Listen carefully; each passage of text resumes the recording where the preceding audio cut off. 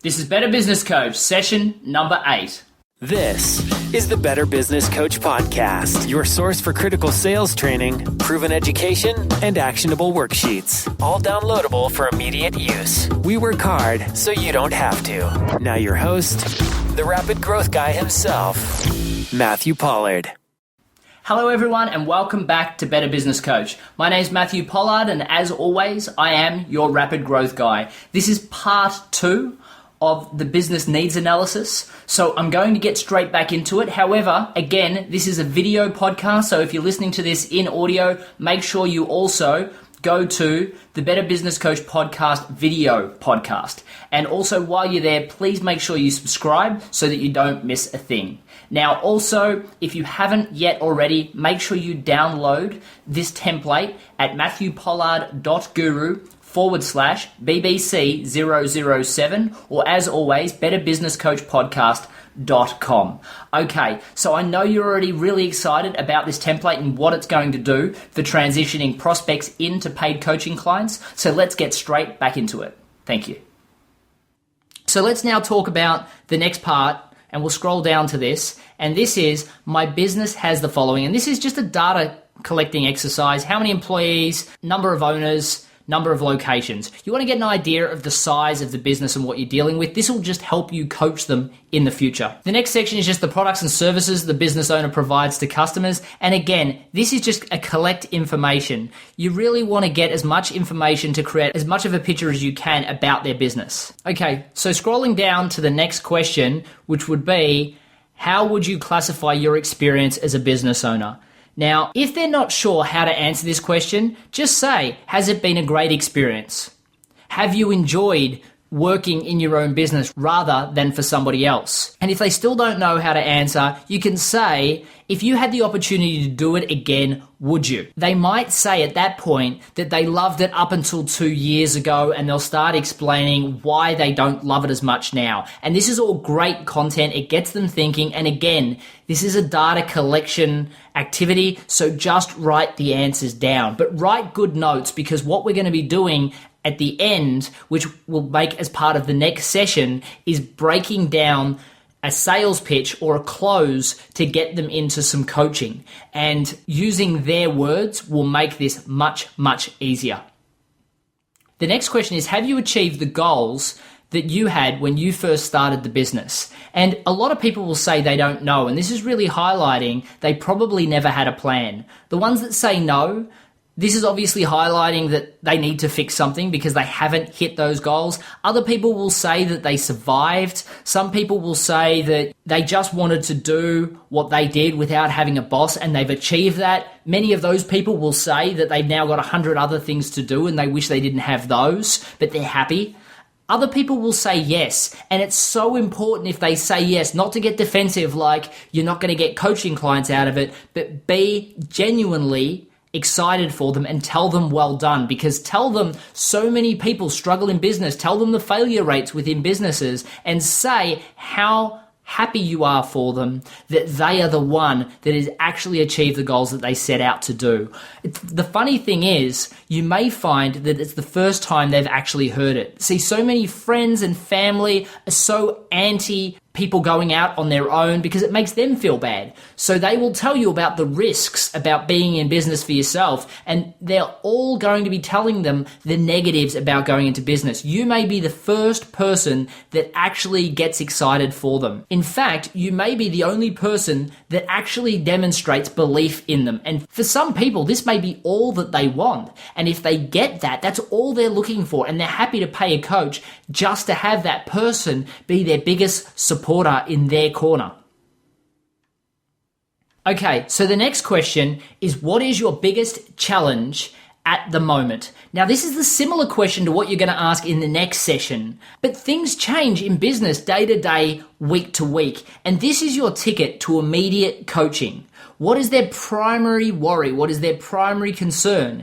You'll still need to do the intake session and the templates that I'm going to suggest to you in the next sessions. However, you'll need to tailor the session to include this. What you're really looking to do is not give them the solution, but highlight that they have a major problem and highlight that you can help them. Give them some ways that you can look at helping them with the problem and say that you can make that part of the first session.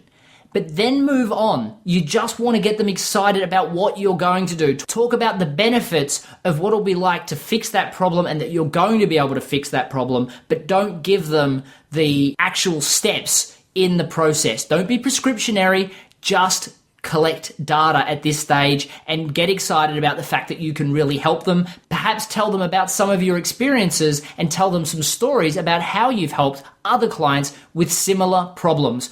What I'd really like to see here is rather than you telling them what you can do to help them, really tell them stories right through this process if you like. You'll get better and better at telling stories about customers like them that you have helped.